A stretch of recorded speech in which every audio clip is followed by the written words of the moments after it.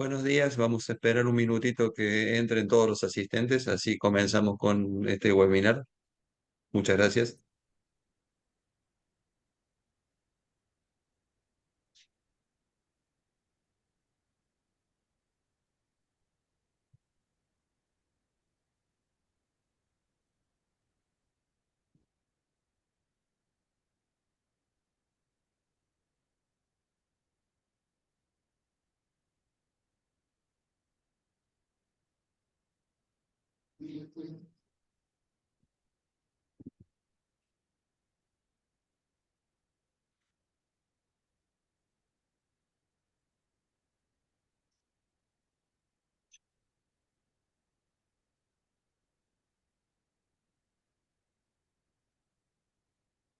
Ahora sí, buenos días todos los participantes. Muchas gracias por concurrir virtualmente a este nuevo evento eh, que el CISA Inversiones propone. Contamos nuevamente con la presencia de Fernando Marengo, que todos conocen y no hacen falta presentaciones, sí hacer simplemente una mención al título de la charla y sobre todo prestarle atención al encomillado. Cuando hablamos de analizar las inconsistencias de este programa económico, se va a explayar Fernando en todas las cuestiones que son más críticas respecto de la marcha de este programa y demás. Así que bueno, esperemos que sea de vuestro agrado. Bueno, ¿qué tal? Buen día a todos. Muchas gracias por estar acá de nuevo. Ahí estoy compartiendo pantalla. Ahí estamos. Ahí se debería estar viendo la pantalla, ¿no, Saúl? La pantalla se ve bien, Fernando, perfecto. Ok, perfecto. Bueno, buen día a todos. Como decía Saúl, para el comité de este mes, el título es Analizando las inconsistencias del programa, donde la inconsistencia está entre comillas, y básicamente muchas de las inconsistencias son los reclamos que escuchamos, los reclamos, las críticas que se escuchan día a día al programa económico que está implementando el gobierno. Entonces me parecía interesante agarrar todas estas inconsistencias y empezar a analizar verdaderamente si lo son o no. Creo que dentro de los cuestionamientos al programa, el primero es que no hay programa. Mucha gente dice esto no es un programa económico, esto es cualquier cosa, es un programa financiero, primera. La segunda, se habla, que ayer escuchamos la cadena nacional del presidente, que el ajuste fiscal es insostenible. Eh, Perdón, acá hay una segunda parte que es de otro punto, que el ajuste fiscal es insostenible, que en realidad el ajuste fiscal que se hizo fue licuación y que eso no se puede sostener en el tiempo, con lo cual en algún momento eso vamos a volver a las andanzas de siempre fiscales. El tercero es que estamos muy caros. La Argentina está caro, entonces como está caro, ¿qué hay que hacer? Hay que acelerar el crawling o devaluar la solución. La cuarta, se habla de la tasa real de interés negativa, o sea que el Banco Central está pagando tasas de intereses por debajo de la tasa de inflación y lo que se está buscando es licuar los pasivos en pesos para poder dolarizar. Todas estas son máximas que deberían estar entrecomilladas porque es lo que uno escucha generalmente o lo que nos pasamos discutiendo con los colegas o en el mercado. Incluso el Banco Central no solo que tiene tasa real negativa, sino que tiene el tupé de bajar la tasa de interés. ¿Cómo bajar la tasa de interés si ya es real negativa? Otra muy clara, que el programa viene funcionando, entre comillas, gracias al cepo, que si no hubiera cepo, esto no podría, no estaríamos obteniendo los resultados que se están obteniendo actualmente.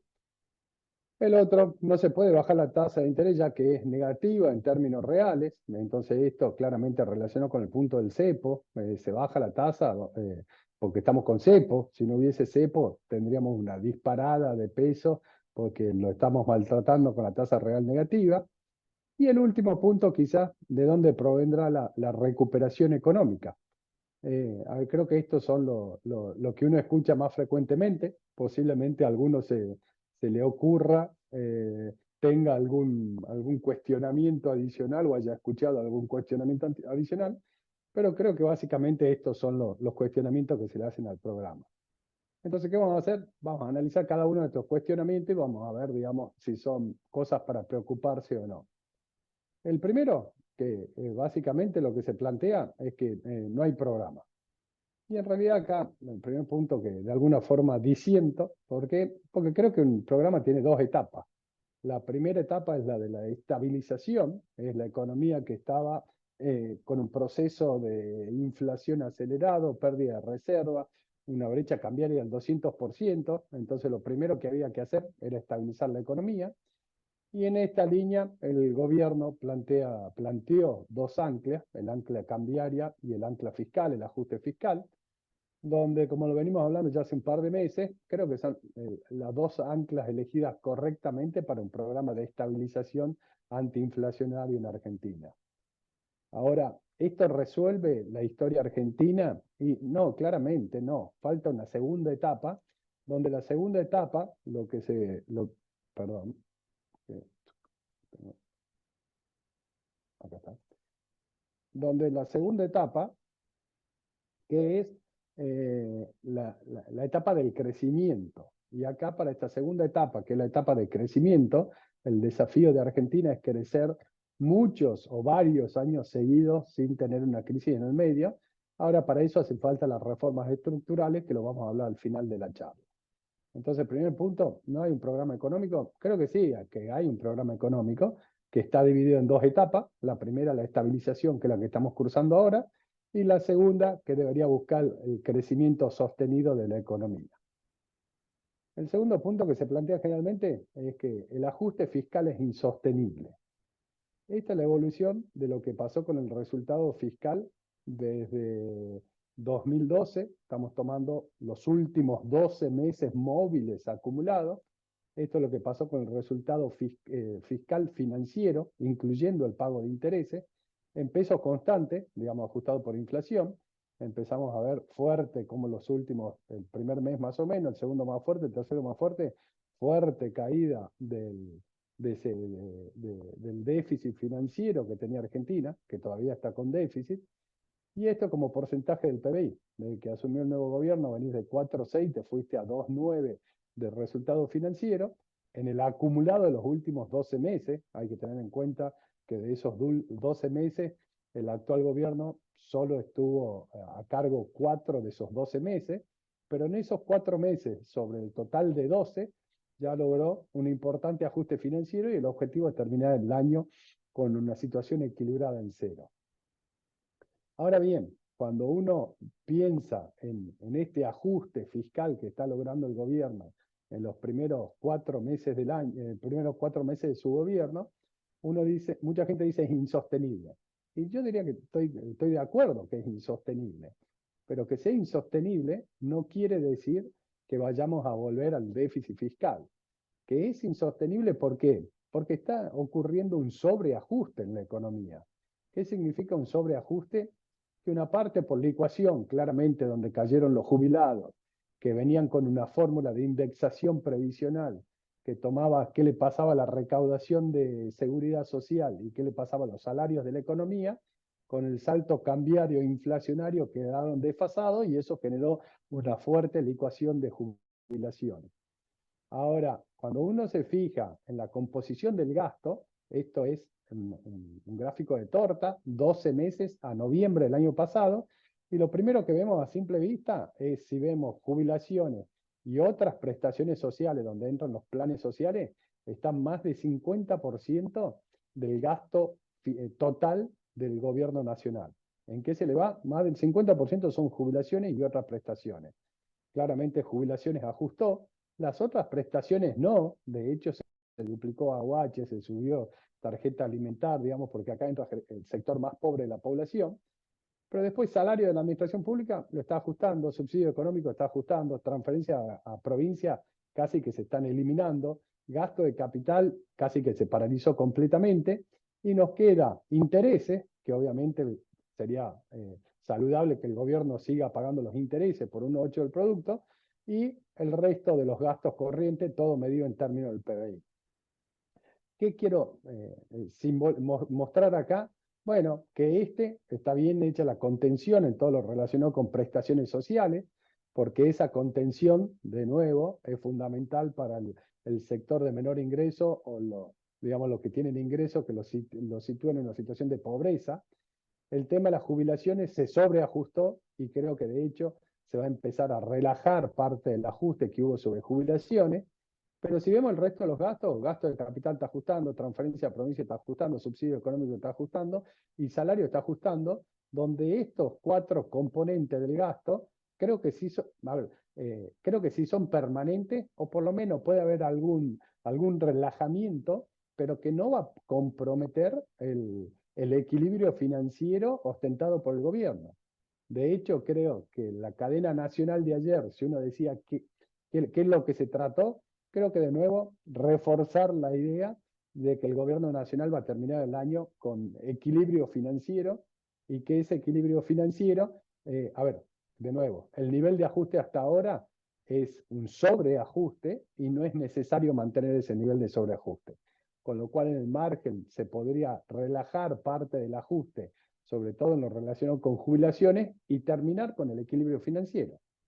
Para que tengan una idea, estas son las proyecciones con las que estamos trabajando nosotros, proyecciones con el supuesto que se mantiene el actual programa económico, y si se fijan acá, gasto primario, el primer semestre tenemos 15 puntos del producto, el segundo 16,8, con jubilaciones subiendo casi un punto en términos del producto y terminando por arriba de lo que había sido 2023, recuperación de jubilaciones, en base a la ley, al decreto que se puso de indexación, donde ajusta por inflación, algún incremento en la segunda parte de las otras prestaciones que son más sociales, claramente ajuste de subsidios económicos, transferencias a provincia se mantienen muy bajas, pero crecen un poco respecto al primer semestre, y cuando vemos gasto de capital, también se mantienen muy por debajo del año pasado, pero con alguna recuperación en el margen. Y así todo, se termina el año, en esta columna de acá, con un resultado primario superavitario de 1,5 puntos del producto y un financiero equilibrado. A pesar de que en la segunda parte del año se está relajando o se está flexibilizando parte del ajuste. Entonces, de nuevo, ¿es insostenible? Yo diría sí, es insostenible, pero también es innecesario este nivel de ajuste fiscal eh, con alguna flexibilidad en el fuerte ajuste de gasto que hubo, no se comprometería la meta de equilibrio financiero. El otro punto, y que quizás es eh, el que más se cuestiona, y no solamente el que más se cuestiona, sino que cuando uno entra, digamos, en economías más regionales, claramente tiene un impacto, es que Argentina es demasiado caro en términos de dólares, se puso caro en términos de dólares. ¿Y esto cómo se ve? Esto es la evolución de lo que se llama el tipo de cambio real, que es el cociente entre el tipo de cambio nominal y la inflación. Cuando yo devalúo, inicialmente que tengo una mejora, de lo que se llama una mejora del tipo de cambio real, pero después cuando esa devaluación pasa a precio, se me deteriora el tipo de cambio real. Cuando devalúo, mejora el tipo de cambio real, después se me deteriora porque empieza a pasar la depreciación a peso. Cuando esta es la proyección con la que estamos trabajando nosotros, de ese escenario base, donde inicialmente, ¿qué hizo el gobierno? Un overshooting de tipo de cambio, depreció el tipo de cambio más de lo que se imaginaba.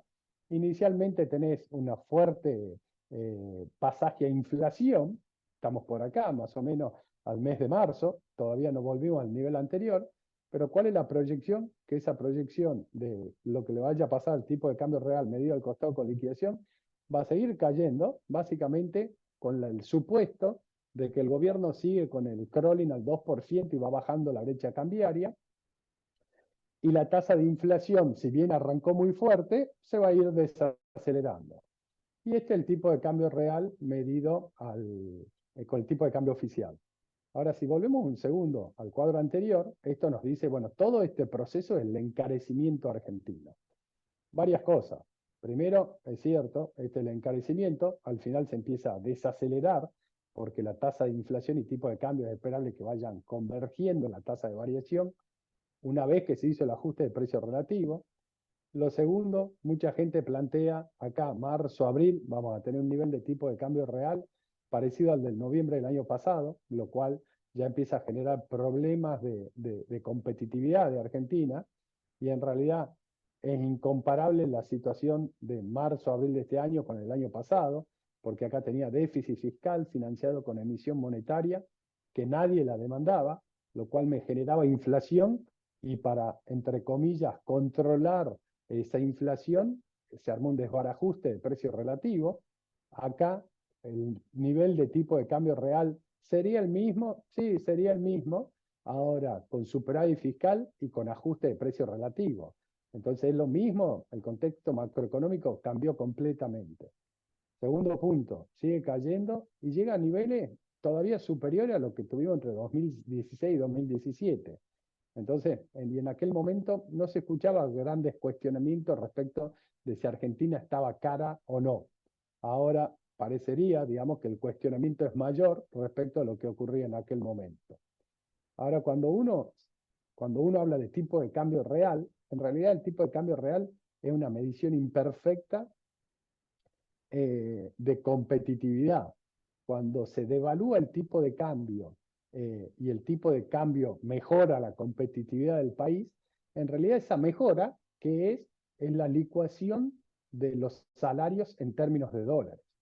Cada vez que mejoramos la competitividad devaluando, lo que hicimos es empobrecer los salarios en términos de dólares.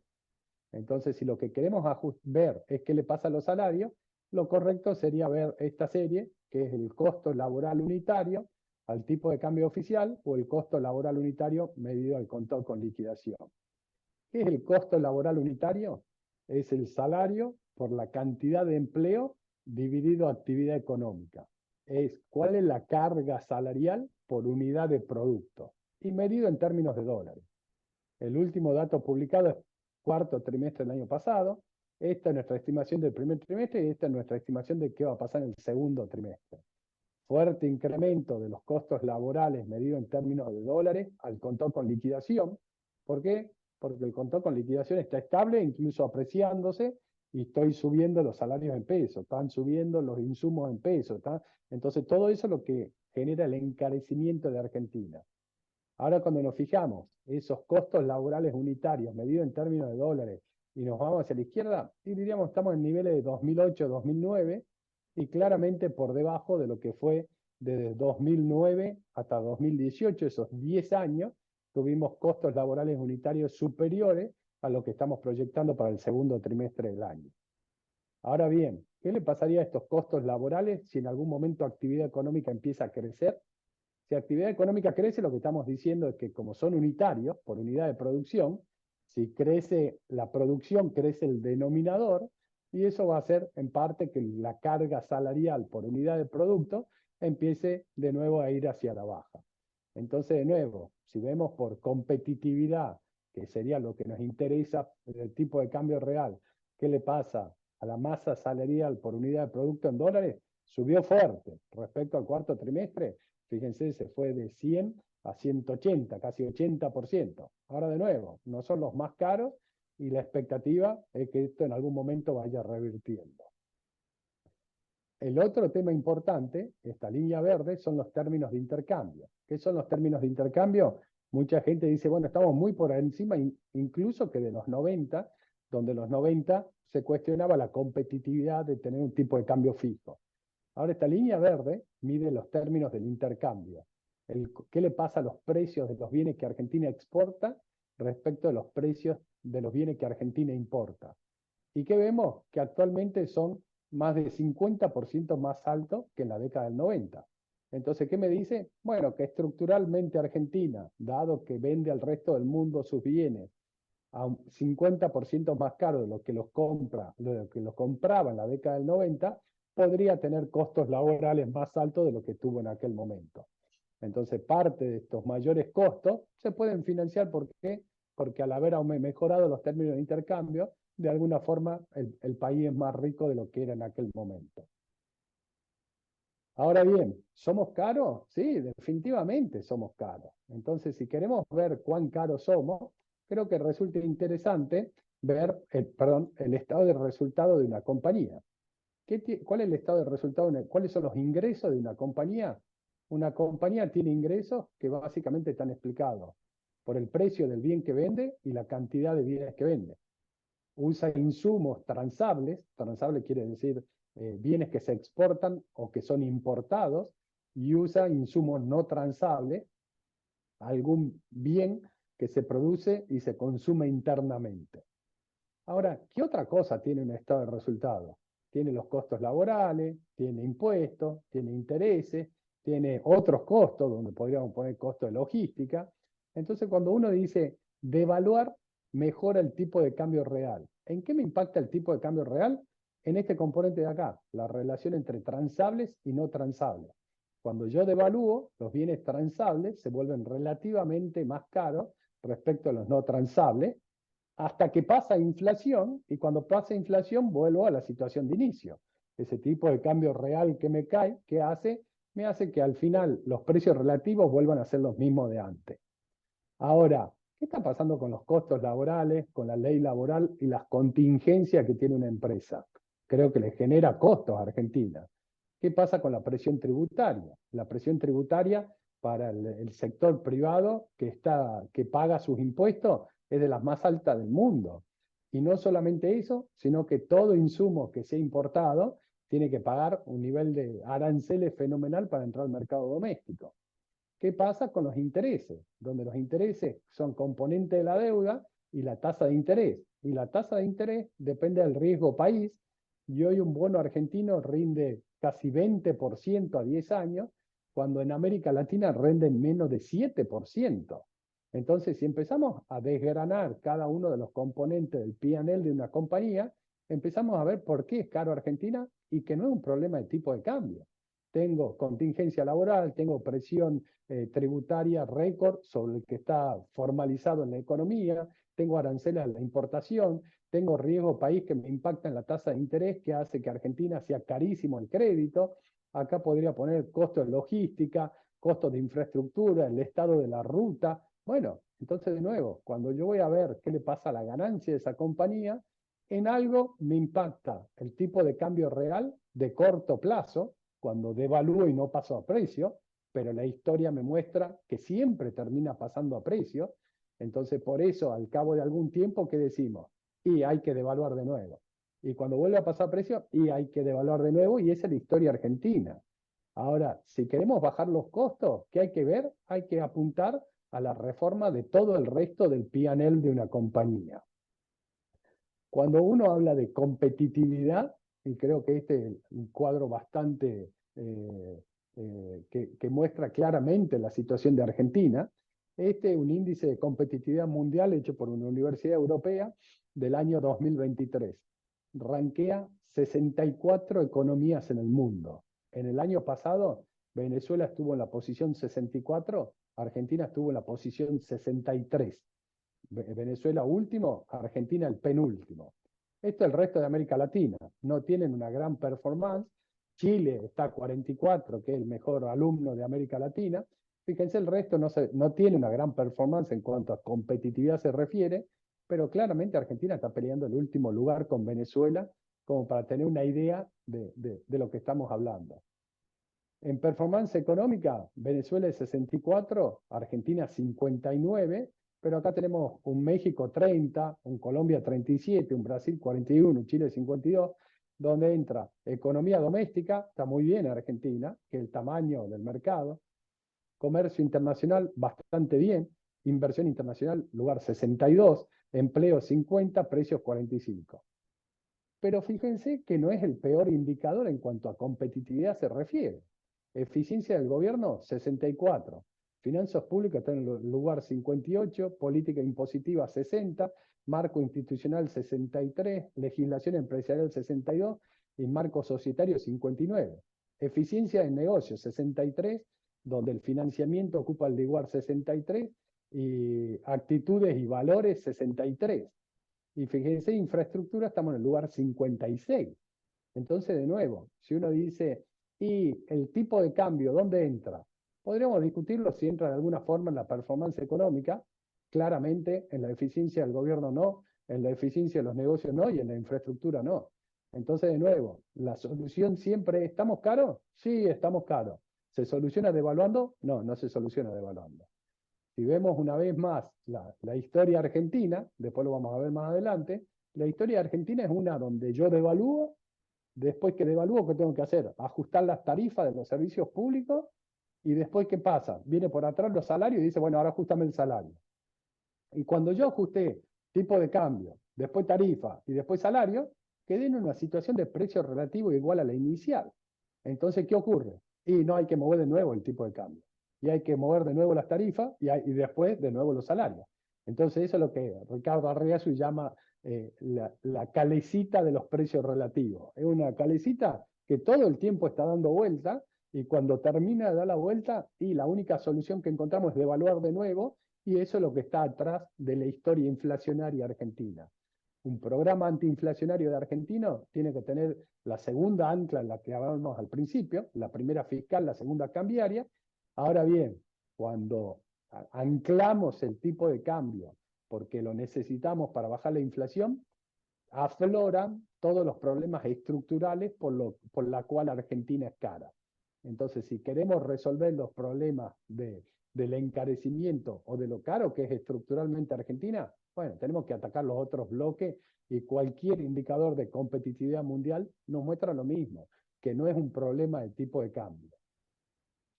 Siguiente punto. La tasa no puede bajarse porque es real negativa. Esto viene la discusión básicamente con el Banco Central, que el Banco Central luego de una suba inicial de tasa de interés lleva dos bajas consecutivas, bajó 25 puntos la tasa de política monetaria y el mercado dice, o muchos de los colegas dicen, es una locura bajar la tasa de interés cuando tenés tasa real negativa. Entonces, lo primero es veamos la historia de Argentina. Esta es desde el 73 hasta la actualidad, todos los periodos que Argentina estuvo con tasa real negativa, o sea que la tasa de interés no me cubrió la inflación. Fíjense, entre el 73 y el 92, casi todo el tiempo tasa real negativa. Entre el 91 y el 2001 tuvimos tasa real positiva, pero ahora vamos a ver otra cosa. Y a partir de ahí de nuevo empezamos a volver a tasa real negativa. Y a partir de 2011 todo el gobierno de Macri estaba con tasa real negativa y no había mayores problemas. Entonces uno dice, ¿cuán importante desde el punto de vista macroeconómico es la tasa real de interés negativa? Y la verdad que yo creo que es poca. ¿Cuándo empieza a haber problemas en Argentina? Cuando la tasa implícita en dólares se vuelve negativo. ¿Qué es la tasa implícita en dólares? Cuando yo hoy tengo que ir a hacer un plazo fijo a un banco y digo, ¿qué hago? Lo pongo al plazo fijo en un banco a una tasa del 5% y si mi expectativa de devaluación es superior al 5%, ¿qué es lo que hago? Digo, y no hago el plazo fijo, voy a comprar dólares. Entonces, ¿qué es esto? La tasa implícita en dólares. Cada vez que la tasa implícita en dólares se volvió negativa, después tengo un salto cambiario. ¿Por qué? Porque la tasa implícita en dólares negativa hace que los argentinos nos saquemos de encima los pesos, vamos al Banco Central, compremos dólares, caen las reservas del Banco Central y terminamos ajustando el tipo de cambio con una crisis financiera y cambiaria. Entonces, ¿cuál es la tasa relevante? Y la tasa implícita en dólares es la tasa relevante. Fíjense, durante los 90 uno decía, bueno, pero la tasa de interés real era positiva. Era real positiva, pero también la implícita en dólares era positiva. Y si vemos las variaciones interanuales, últimos 12 meses, ahora las dos son negativas, pero si vemos mes a mes, en realidad la real es negativa, la tasa implícita en dólares está siendo positiva, y creo de nuevo que es lo correcto. El argentino se saca los pesos de encima y va a comprar dólares cuando la tasa de interés que me paga el sistema financiero no me cubre la expectativa de devaluación. Si me cubre la expectativa de devaluación, me quedo en peso. Y la tasa real, está bien, hay sectores que le impacta de manera importante la tasa real de interés, pero a nivel macroeconómico no es la variable que explique los procesos de dolarización, pérdida de reserva y crisis financiera y cambiaria que tiene el sistema financiero argentino. Dicho esto, creo que un punto importante también cuando se habla de tasa real de interés es con qué inflación la estoy comparando a la tasa de interés. ¿La estoy comparando con la inflación pasada o la estoy comparando con las expectativas de inflación que hay? Porque está claro que si yo la comparo con la inflación pasada y vengo con inflaciones de 2 dígitos, diciembre 25%, digamos, 2 dígitos largos, 20, 13, 11, siempre me va a resultar negativa la tasa real de interés. Pero si uno ve que las expectativas de inflación, creo que con esa expectativa de inflación, la tasa real de interés podría estar cerca de un equilibrio o tendiendo a cero, obviamente dependiendo del plazo para el cual la esté comparando. Esta es la proyección que hicimos nosotros el 20 de diciembre del 2003 de tasa de inflación para este año. ¿Qué dijimos? Diciembre iba a ser casi 26, 27%, después venía abajo 25%, nos íbamos a 17, 18, 10 y caía, y ya a partir del mes de abril estábamos en inflación de un dígito. Esta es la proyección que hicimos para todo este año, el 20 de diciembre del año pasado, cuando se conoció el programa. Estos fueron los datos, esto es lo que se observó hasta el mes, perdón, hasta el mes de marzo, que es lo que conocemos del dato de inflación. Este abril ya es proyección. ¿Y qué es lo que se vio? Que estuvo muy en línea con lo que proyectamos, pero en realidad, si uno se fija, los primeros meses nosotros proyectábamos más inflación que lo que ocurrió, y los últimos meses se dio vuelta. ¿Por qué? Porque nosotros pensábamos que el ajuste de tarifa iba a ser más rápido acá, por eso teníamos más inflación, y después nos íbamos a ir abajo, y en realidad el gobierno está haciendo un dibujo distinto. Estos puntos naranja son la proyección que tenemos de inflación justo antes de que se publique se publique el dato de inflación por parte del INDEC. Y ahí vemos que estamos bastante más alineados con lo que termina siendo la inflación observada. Pero ¿qué es importante? Esta última rayita de acá, esta rayita, como la inflación es promedio de un mes contra promedio del mes anterior, esta rayita es que le pasó al tipo de cambio oficial promedio de un mes contra el promedio del mes anterior. El dato de diciembre no lo puse porque rompía la escala. ¿Cuánto fue? 72% la suba del dólar en el mercado oficial de cambio respecto del mes de noviembre, cuando aumentaron 118% la cotización de un día para el otro. Eso hizo que el promedio de diciembre sea 72% más alto que el promedio de enero. Y por arrastre hizo que en enero el promedio respecto de diciembre fuera 28% más alto. Ahora, primer cosa importante, en diciembre hubo un overshooting de tipo de cambio. ¿Qué quiere decir? Devalué el tipo de cambio mucho más de lo que se imaginaba y me dejé un colchón de tipo de cambio real. ¿Por qué? Porque sabía que inmediatamente la tasa de inflación iba a ser muy fuerte. Entonces, como se sabía que la tasa de inflación iba a ser muy fuerte, se sobredepreció el tipo de cambio. Ahora, ¿cuál es la clave? La clave es que a partir del mes de febrero el tipo de cambio va al 2% y creemos que es clave mantener ese 2%. Entonces, ¿qué va ocurriendo? Y que la inflación va convergiendo a ese 2%, y si nos fijamos el último trimestre del año, la tasa de inflación y la tasa de depreciación casi van al mismo ritmo. Entonces, ¿qué es lo que me está diciendo esto? Y que a fin de año vamos a tener la tasa real y la implícita en dólares ambas positivas, y con ambas positivas creo que el mercado empezará a quedarse más tranquilo. Ahora bien, si yo estoy viendo qué le pasa a la tasa de interés hoy con la inflación del mes pasado, claramente me da una tasa real negativa. Ahora, si yo veo la tasa de interés contra la inflación del mes que viene, el otro o el otro, bueno, ya puedo empezar de alguna forma a estimar que en realidad, que si yo pudiese hacer un plazo fijo, supongamos a un año, no como recomendación, sino como ejercicio a los niveles de tasa de hoy, bueno, en algún momento la tasa real va a empezar a ser positiva y fuertemente positiva. De ahí un tema que vamos a hablar después, si lo vemos a la inversa, eh, cuando uno habla con los clientes empresarios, están todos sorprendidos porque los bancos lo están hablando por teléfono y ofreciéndole crédito. ¿Y por qué salen los bancos ahora fuerte, agresivamente a ofrecer crédito? Porque si yo soy banco y me están creciendo los depósitos y antes se lo prestaba al gobierno y ahora el gobierno no necesita financiamiento, tengo que ver a quién le voy a prestar esa capacidad prestable. ¿Y cuál es el mejor negocio que puedo hacer? Si yo espero que la tasa de inflación vaya bajando, es prestarlo hoy a una tasa de interés elevada por el plazo más largo posible.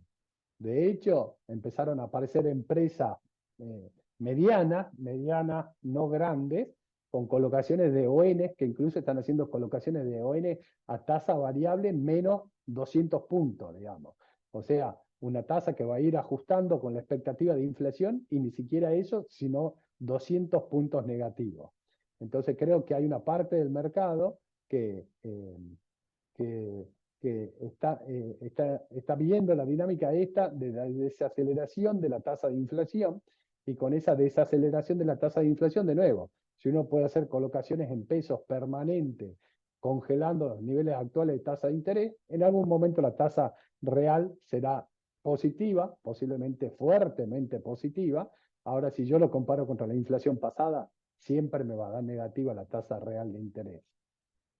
Otro punto importante dentro de esto, que Argentina de la desaceleración de la tasa de inflación y que Argentina se está volviendo caro, esta es la inflación mes a mes desde enero del 2017 del índice del nivel general.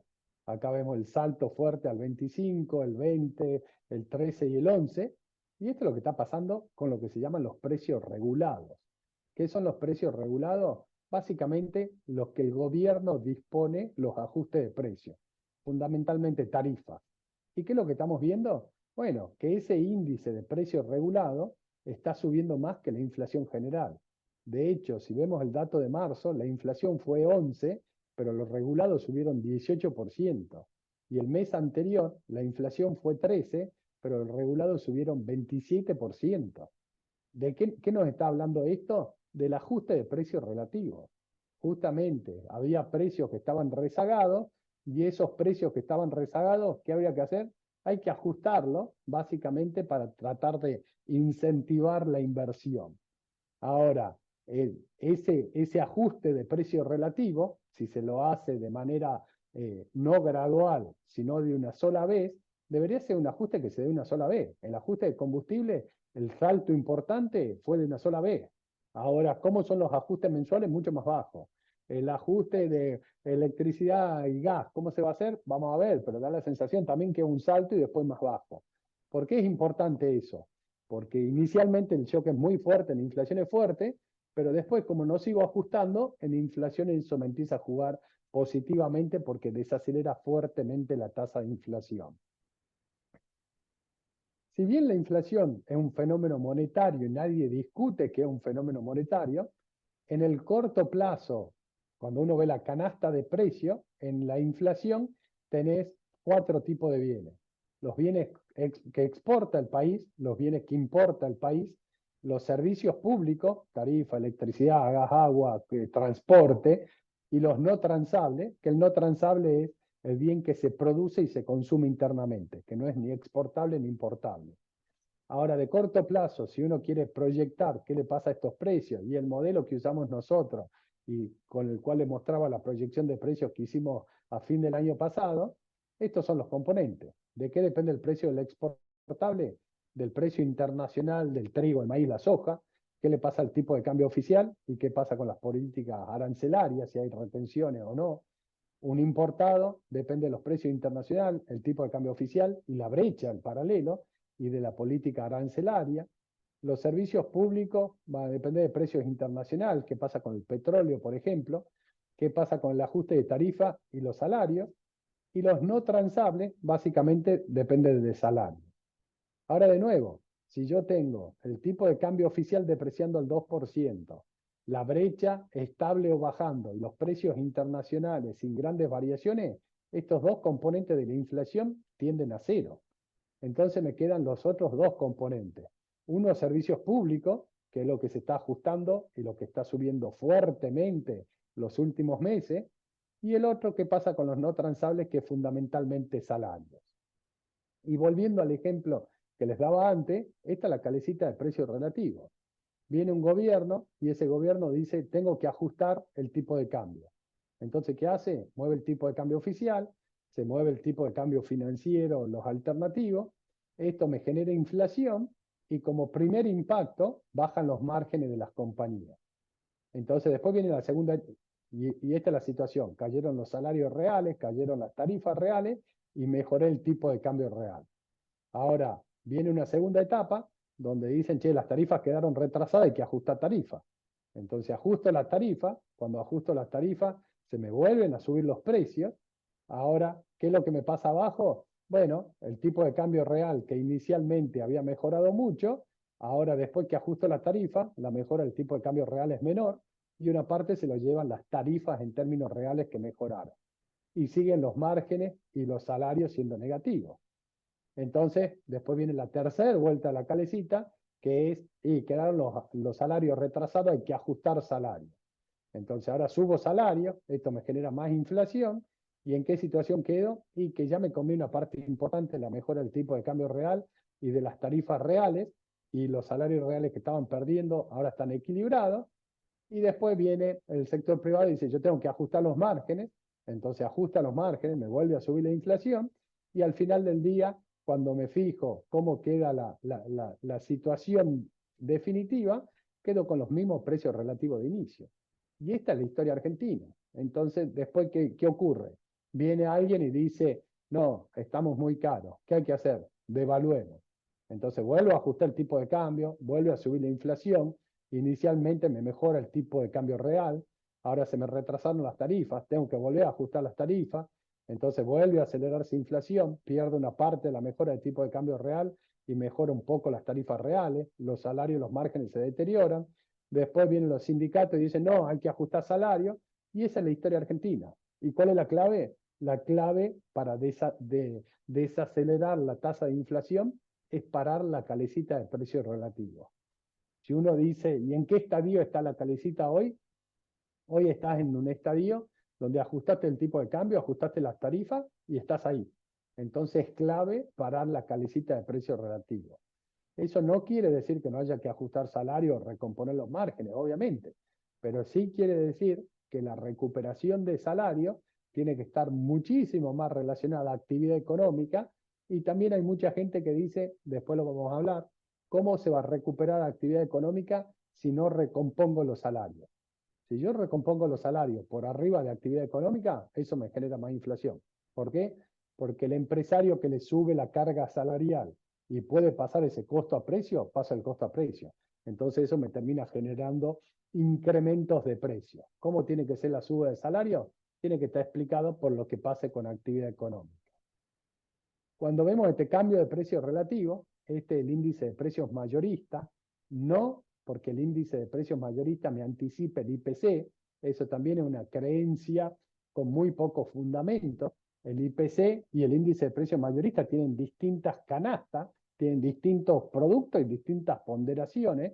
Entonces lo que pasa con mayorista no me anticipa lo que pasa con IPC. Son dos canastas de consumos distintas. Pero ¿qué resulta interesante? Fíjense, el índice de precios mayorista, como de noviembre 11% subía a 54 en diciembre, después 18, 10, en marzo 5%, pero fíjense la simetría entre lo que pasa con los productos nacionales y los productos importados. Los productos importados en diciembre me subieron 80% cuando devalué, después me crecieron 5, febrero 2,7, marzo deflación de precios de productos importados expresados en pesos. Entonces, de nuevo, el ajuste inicial de tipo de cambio, sí, me pegó fuerte diciembre y enero, pero en la medida que yo mantenga el tipo de cambio con tasas de depreciación baja, me empieza a generar deflación de precios en pesos de los productos importados. Entonces, de nuevo, así como el ancla fiscal es necesaria, y es cierto que el ajuste fiscal actual no es sostenible, pero que podés flexibilizar parte del ajuste y todavía terminar con superávit financiero, la segunda ancla elegida por el gobierno, tipo de cambio, resulta clave. Una vez que yo devalué, pasa a precio. Ahora, en la medida que yo estabilizo tipo de cambio, eso me va desacelerando la tasa de inflación, igual que el ajuste de precios relativo. Inicialmente hace un salto de la tasa de inflación, pero después va desacelerando. Entonces, de nuevo, es ahí, a ver, en el medio Argentina se volvió cara porque el salto cambiario pasa a precio. Sí, Argentina se está volviendo cara. Ahora cuando decimos es cara por un problema cambiario. No, Argentina es cara estructuralmente y habría que volver a ver el estado de resultado de una compañía para ver qué es lo que hace que Argentina sea cara. El otro tema clave, pensando en esa dinámica de lo que le puede pasar a la inflación relacionada con los bienes que Argentina exporta, pero fundamentalmente con los precios que Argentina importa, esto es el ROFEX, el tipo de cambio futuro, que esperaba que sea el 7 de diciembre del año pasado, el tipo de cambio para abril de este año. ¿Qué se esperaba en diciembre para abril? ¿Qué se esperaba enero para abril? ¿Qué se esperaba febrero, marzo y abril para abril? Esto cierra la posición en los últimos días hábiles. Para que tengan una idea, antes que asuma el gobierno, el mercado esperaba 1.150, que iba a ser el tipo de cambio al 30 de abril de este año. Ahora ese 1.150 fue cayendo, cayendo, cayendo, cayendo. El último dato que tengo acá es el 11 de abril, y el 11 de abril el mercado ya está esperando que al 30 de abril el tipo de cambio sea menos de 900. O sea, el mercado va comprando esa idea de un crawling bajo, con una tasa de inflación baja, y que eso se va retroalimentando y va a hacer que el programa vaya funcionando mientras cumpla con el ajuste fiscal y el crawling al 2%. Y la pregunta es, ¿y a diciembre? Bueno, esto es lo que esperaba el mercado, que iba a ser el tipo de cambio de diciembre en enero de este año. Decía, en diciembre el tipo de cambio va a ser más de 1.900 pesos por dólar. Y fíjense eso cómo fue cayendo. Y hoy el mercado está proyectando 1.250 de tipo de cambio para diciembre. Y si me preguntan a mí, esto tiene que seguir cayendo, ¿hasta dónde? Hasta 1.000. ¿Por qué? Porque va a seguir con el crawling, sí, a ver, debería seguir con el crawling del 2%, y el ajuste fiscal, claramente lo que te permite el ajuste fiscal, más el superávit externo, más la remonetización de la economía, hacen que el Banco Central compre dólares, y todo eso lo que le da sustento a que la brecha siga cayendo, se unifique en algún momento el mercado de cambio, y que el tipo de cambio, lejos de lo que esperaba el mercado, que iba a haber un salto de tipo de cambio en algún momento, vaya convalidando la expectativa de que a futuro el tipo de cambio va a ser más bajo de lo que espera hoy el mercado, y claramente más bajo de lo que se esperaba a principio de año. Esta, digamos, a ver, la proyección que hicimos nosotros en diciembre, terminamos con un tipo de cambio en diciembre de este año cerca de 1.000 pesos por dólar.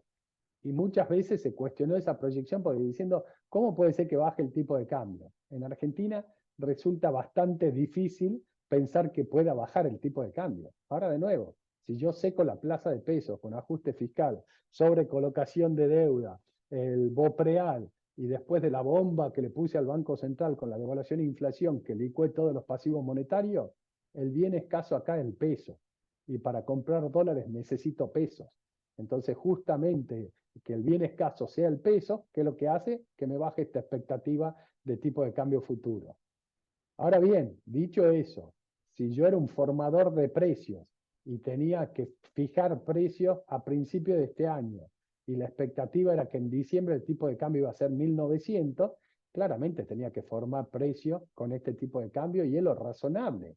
Digamos, dada la volatilidad que tiene Argentina y la incertidumbre inherente a la economía argentina, pero además con un gobierno recién asumido, que no se conocía ni el programa económico inicialmente, eh, digamos, claramente en precio tendría que tener esta expectativa de tipo de cambio. Ahora, cuando uno dice mes a mes que se va convalidando el 2% de crawling y que el mercado va bajando la expectativa de tipo de cambio, bueno, claramente esto también es un ancla a la inflación, porque si yo tengo recesión y tengo que mantener operativa mi compañía y fijé precio con un tipo de cambio de 1.900 y ahora la expectativa es 1.200, bueno, parte de ese sobreprecio que fijé para cubrirme de expectativas o de volatilidad de incertidumbre o de volatilidad, claramente se puede resignar parte de ese sobreprecio. El siguiente punto, la tasa real negativa se usa para licuar los pasivos monetarios. Esta es una estrategia del gobierno, eso es lo que dice mucha gente. Es una estrategia del gobierno porque de esta forma va licuando los pesos y en algún momento va a terminar dolarizando. Vamos a ver el balance del Banco Central. Este es el balance del Banco Central medido a precios de marzo del 2024, o sea, puesto en términos reales. Y esto es lo que pasó con los pasivos del Banco Central. De 100 billones de pesos pasó a 118, a 128, cayó a 123. Esta fue la bomba que le puso Milei al Banco Central, que fue la devaluación y la inflación de diciembre, enero y febrero. Cayó a 118 y ahora en el margen se están recuperando los pasivos monetarios. Y cuando vemos la base monetaria, que son los billetes y monedas que tenemos en el bolsillo, de 9 billones cayó a 8 millones 400 y ahora están 8 millones 470. Se está recuperando en términos reales. ¿Sí? Esto es ajustado por inflación, la demanda de peso. ¿Y qué está pasando con los encajes de los bancos? Y los encajes de los bancos, la liquidez, tomemos, LELIX más pase pasivo más cuenta corriente, que esta es la liquidez de los bancos, llegó a 76 billones y después está subiendo la liquidez de los bancos. ¿Por qué? Porque están subiendo los depósitos. Entonces, cuando a mí me dicen, están usando la tasa real para licuar los pasivos, y yo veo los pasivos y los pasivos están creciendo. Entonces, no estaría resultando, por lo menos. Si uno avanza un poco más, el otro punto es decir, no, bueno, pero todo esto es gracias al cepo. El día que levantemos el cepo, vuela todo por el aire. Primer punto interesante. Este es el tipo de cambio oficial, este es el contado con liquidación y esta es la brecha cambiaria. ¿Qué resulta interesante? Que en diciembre del año pasado o en noviembre el cepo era el mismo que hoy o incluso más agresivo que el actual. Y tenías una brecha de 100, llegó a ser brecha del 200% y hoy la brecha es 25%. Entonces, que alguien me explique por qué esto es gracias, la baja de la brecha es gracias al cepo. Yo antes tenía cepo y la brecha era 200%. Entonces, no entiendo por qué es gracias al cepo. O lo podría poner de otra forma. Desde que asumió Milei, van 86 días hábiles, desde que anunció el programa el 12 de diciembre. Y la compra de dólares que está haciendo el Banco Central es récord histórica. Fíjense, desde 2003, nunca en 86 días hábiles el Banco Central compró tantos dólares como ahora. Y el año pasado había cepo y el Banco Central perdía dólares. Entonces, ¿cómo puede ser que esto sea gracias al cepo cuando el cepo actual es el mismo que teníamos el año pasado? Ahora compramos dólares como nunca en la historia y el año pasado el Banco Central perdía reserva en el mercado de cambio. Entonces, de nuevo, me parece que, a ver, claramente hay cepo, existen restricciones, las importaciones se pagan en 4 cuotas, está restringida la compra de dólares, todo igual que el año pasado. El año pasado tenía brecha de 200% y perdía reserva, ahora tengo la brecha del 25% y acumulo reserva como nunca en la historia. Entonces me parece que justificar eso porque hay cepo, me parece por lo menos una apreciación liviana. Tiene que haber otros componentes. De hecho, cuando me fijo cuál fue el resultado del mercado único y libre de cambio, en el primer trimestre de este año el Banco Central compró 8.000 millones de dólares. En el cuarto trimestre del año pasado compró 1.000, o sea, compró 7.000 millones más con el mismo cepo, e incluso acá tengo diciembre, que ya fue de este gobierno, y si lo comparo interanual, el año pasado el Banco Central perdía 4.500 millones de dólares en el mismo periodo, y había el mismo cepo. Entonces las diferencias son de más de 12.000 millones de dólares. Entonces, de nuevo, ¿cómo puede ser que esté explicado por el cepo? Esto es la compra que hace el Banco Central, esto los bancos y este es el resultado del MUL. Fíjense las compras que viene haciendo el Banco Central y fíjense cómo venían siendo los últimos años que la economía estaba con un cepo similar al actual. Entonces tiene que ser algo más que el cepo.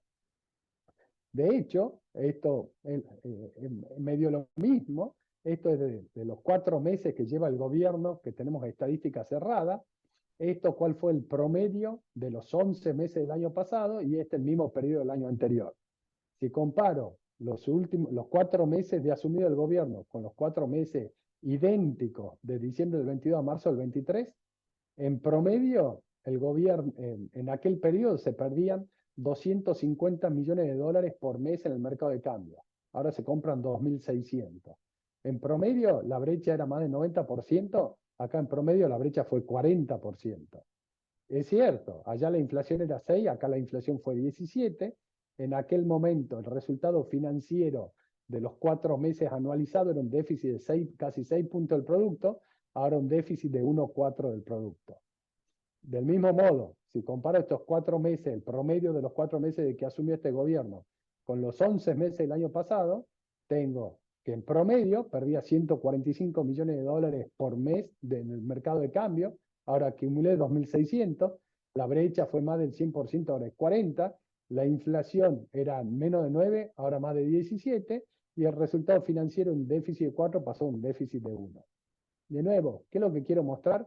Que uno podría decir que a lo largo de estos 2 años, de este año, el cepo fue el mismo, pero la situación cambió completamente. Entonces el que me dice que es gracias al cepo, que me explique cómo hiciste para cambiar estos números, ya que el año pasado tenías el mismo cepo y los números eran claramente peores a lo que tenés hoy en día. Como resultado de eso, el 7 de diciembre tenías 21.000 millones de dólares de reservas brutas, ahora tenés casi 30.000. Las reservas netas eran negativas en 11.500, ahora son negativas en 4.000. Mejoraste la situación de reservas netas.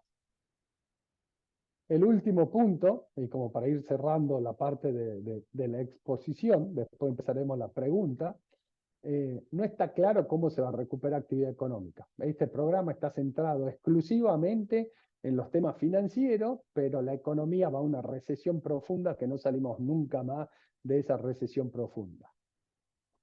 Primero, un tema medio técnico, pero que creo que vale la pena para entender qué es lo que está pasando o lo que pasó desde diciembre hasta marzo, abril. Cualquiera que haya visto un balance sabe que los ingresos que tiene una compañía más el endeudamiento que pueda lograr, variación de pasivos, tiene que ser idéntico a los egresos más la variación de activos. Esto es una identidad contable. Estoy agarrando ingresos menos egresos igual a la variación patrimonial. El arriba y el abajo de la línea me tiene que cerrar en todos momentos. Si yo despejo acá egreso, ¿qué pasa con mi nivel de gasto? Va a ser idéntico a mis ingresos más mi endeudamiento menos mis variaciones de activos. ¿Por qué pongo esta fórmula? Porque si yo agarro esta fórmula, ¿qué es lo que me está diciendo? Si yo supongo que como a nivel país el ingreso está estable y el país no se puede endeudar, estos dos términos son cero. Ahora bien, cuando yo devalué y generé inflación, perdón, si estos dos términos son cero, me dice que mi nivel de consumo va a ser idéntico a menos la variación de activos. Consecuencia de la devaluación y la fuerte inflación, que en los primeros meses del año fue 80% de los primeros meses del gobierno, ¿qué le pasó al capital de trabajo de las empresas? Se deterioró fuertemente. Y como se deterioró fuertemente, ¿qué tuvo que hacer la economía? Recomponer su capital de trabajo, demandar más peso, tener más depósitos para mantener un porcentaje del capital de trabajo que tenía antes. Entonces, ¿qué quiere decir? La economía en un todo tiene que haber aumentado la variación de activos, tiene que haber acumulado activos. Ahora, ¿cuál es la única forma de recomponer mis tenencias de activos? Si el ingreso y los pasivos están dados, de bajar el nivel de consumo. Entonces, cuando uno dice, ¿cuál es el impacto inicial de una devaluación? Es el salto inflacionario y como consecuencia de la inflación, la economía necesita recomponer, aunque sea parcialmente, sus tenencias de activos financieros por temas transaccionales. Y si el ingreso y el endeudamiento están dados, son nulos, la única forma de hacerlo es contra una fuerte contracción del consumo. Entonces, cuando yo hablo con muchos empresarios, dicen, diciembre fue malo, enero fue espantoso. ¿Por qué? Estaban recomponiendo los activos y la única forma de hacerlo era con una baja de consumo. Pero el mismo empresario dice, febrero empezó a recuperar, marzo sigue recuperando y abril lo mismo. Obviamente por debajo de noviembre. Noviembre era un momento donde el gobierno intentaba expandir fiscalmente, nos llenaba los bolsillos de pesos y todo el mundo sabía que quedarse con peso en el bolsillo era el peor negocio del mundo. Entonces, ¿qué hacíamos? Comprábamos cualquier cosa, cambiábamos pesos por bienes a cualquier precio y eso infló el nivel de actividad económica. Ahora, diciembre y enero tuvimos una fuerte caída de actividad económica, consecuencia de que la economía necesita recomponer su tenencia de activo financiero y la única forma de lograrlo es bajando el consumo, lo que me impacta en la actividad económica. Ahora, ¿qué empieza a pasar febrero, marzo y abril? Esta recomposición de activos sigue creciendo, pero es más suave. Entonces, como es más suave, me empieza a aflojar la presión sobre el consumo y después de la fuerte caída se empieza a ver alguna abajo del agua, pero se empieza a ver alguna reversión de actividad económica. Entonces, primer punto es que el impacto inicial de la devaluación sobre el consumo empezó a atenuarse. Entonces, eso nos empieza a explicar algo de actividad económica. ¿Cuál es el segundo? Esto ya se lo mostré varias veces. Esto es el PBI mensual de Argentina, el EMAE. 2008-2009, una sequía muy importante. 2009-2010 pasó la sequía y el PBI empezó a registrar tasas de crecimiento casi 20% interanual. ¿Esto cómo viene ahora? Venía un dibujo muy parecido y desde que asume el nuevo gobierno nos volvemos a ir por debajo. Ahora, ¿por qué nos vamos por debajo? Yo diría hay dos componentes claros. Uno, el anterior, la demanda de pesos recomponiéndose, me tira el consumo abajo. Con un agro, fíjense cómo el agro ya empieza a mostrar en enero tasas de crecimiento interanual del 15% y es esperable que el dibujo siga subiendo hasta arriba del 50%. Entonces, que se atenúe la demanda de pesos, empieza a ser expansivo en el margen, el agro expansivo en el margen, segundo tema que va a generar recuperación de actividad económica. Ahora hay un sector que está extremadamente castigado. ¿Cuál es? Bueno, fíjense la construcción. La construcción está cayendo 18% interanual. Y como decía ayer, el presidente dijo, se paralizó la obra pública. Obra pública en el año 2022, que fue el último dato publicado, representaba 20% de la construcción total del país. Entonces, si ese 20% se fue a cero, estamos diciendo que ahí ya la construcción tiene 20 puntos de caída solamente por el parate de la obra pública. Entonces, cuando uno dice, ¿por qué cayó tanto actividad económica los primeros meses? Hay dos componentes. Uno, la remonetización que me tira el consumo abajo. Segundo, el parante de la obra pública que me tiró la construcción fuertemente abajo. Entonces, segundo punto, ¿cuáles son los expansivos? Agro y la menor remonetización de la economía. El tercer punto que para mí resulta crucial es crédito. Y ya se lo mencioné hace un ratito. ¿Por qué crédito?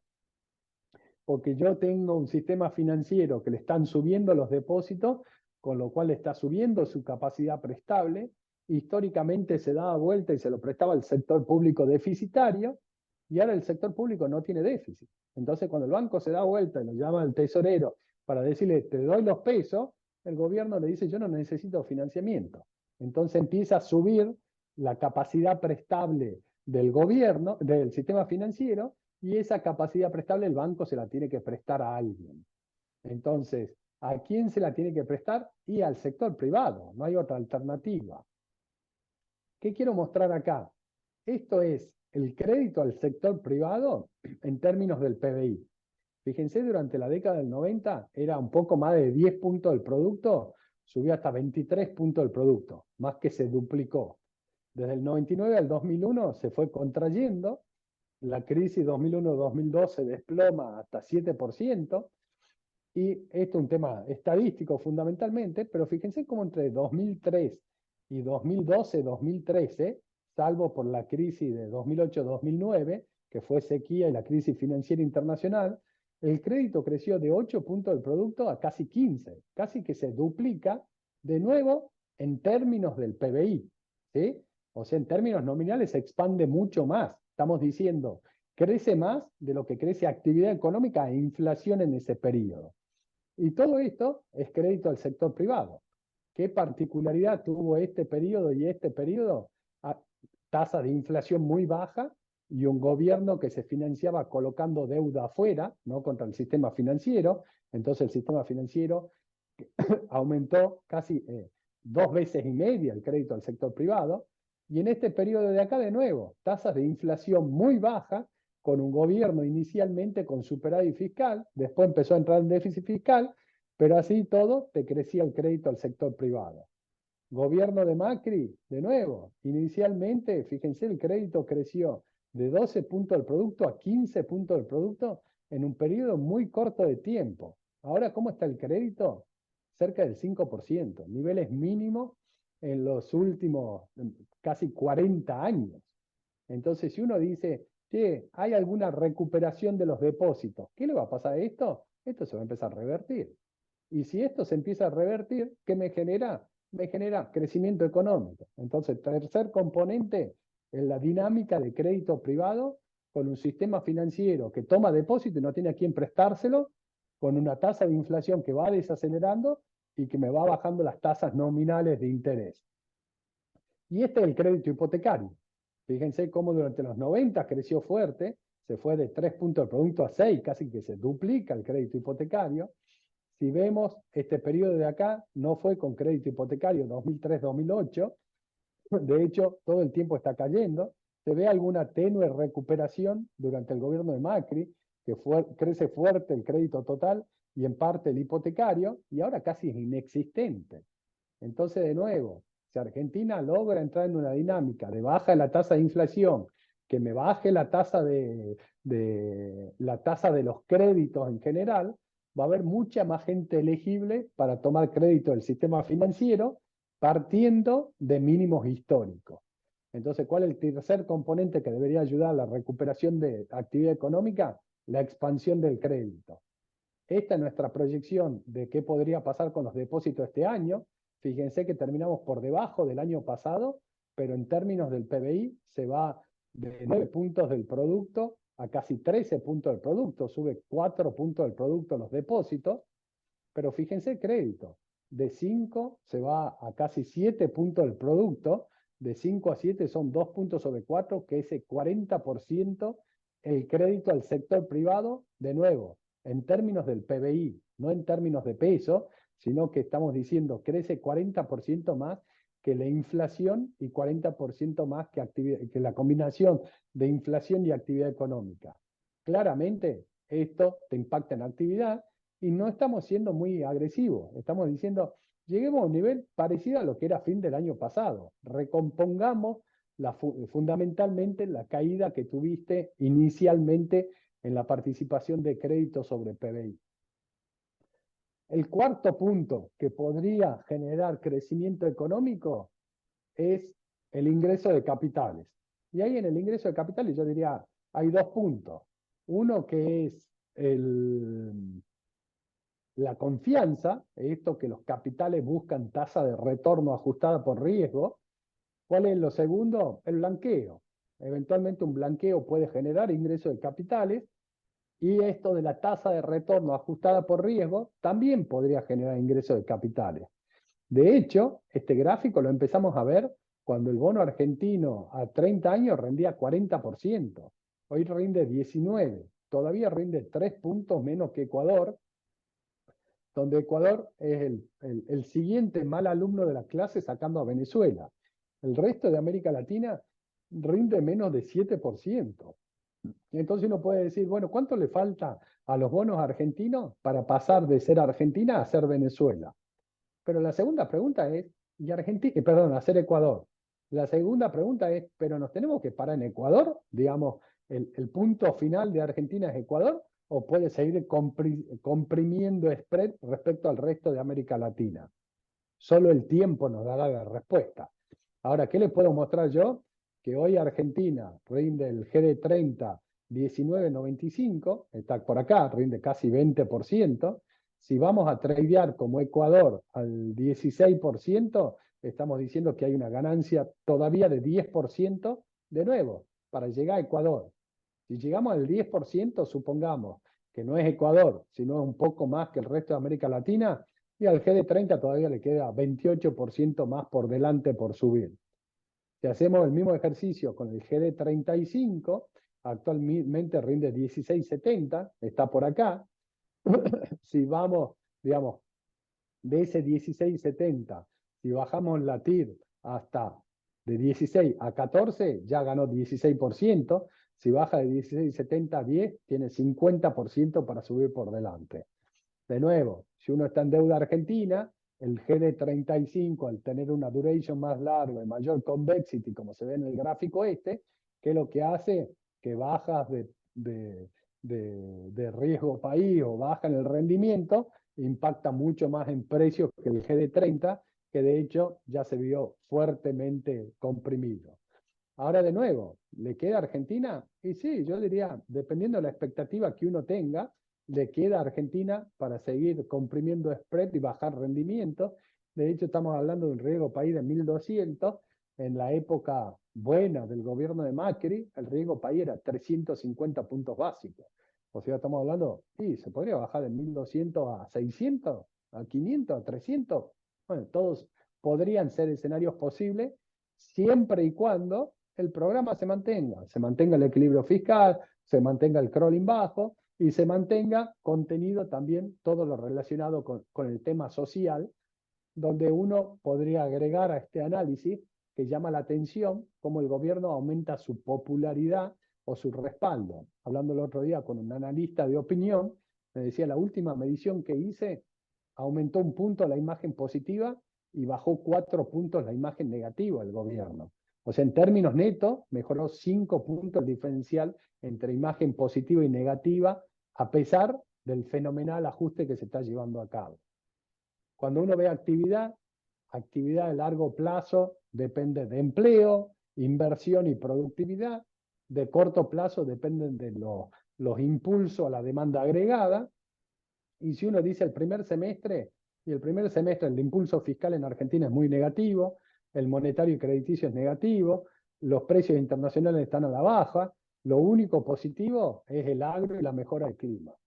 Ahora, si vemos segundo semestre, el impulso fiscal es contractivo, pero creo que menos. El monetario y crediticio, fundamentalmente crédito, deberíamos ver una recuperación. El clima va a seguir jugando positivamente respecto al año pasado. Y la duda está acá, ¿qué pasará con capitales? Y acá entre blanqueo y una Argentina que todavía sigue siendo barata. Está bien, si comparamos Argentina con 6 meses atrás, uno dice, subió muchísimo el precio de los activos. Pero si fijamos a Argentina con la región, como le mostraba recién con los bonos, pero si nos fijamos el precio del real estate, el precio de una compañía, el precio de cualquier cosa, Argentina sigue siendo barata. Entonces, entre blanqueo y Argentina barata, intentando cambiar el paradigma argentino, bueno, te genera por lo menos un interrogante respecto a qué puede pasar con capitales.